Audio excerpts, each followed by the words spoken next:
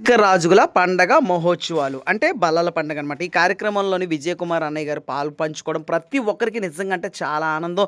ఈ వేడుకలైతే కనురమ్యంగా చాలా అద్భుతంగా జరిగాయి. అలాగే విజయ్ కుమార్ అన్నయ్య గారు మాట్లాడుతూ ప్రతి ఒక్కరికి కూడా హృదయపూర్వకంగా పండగ శుభాకాంక్షలు తెలియజేశారు. అందరూ ఆనంద వేడుకలతో పండగైతే చాలా సరదాగా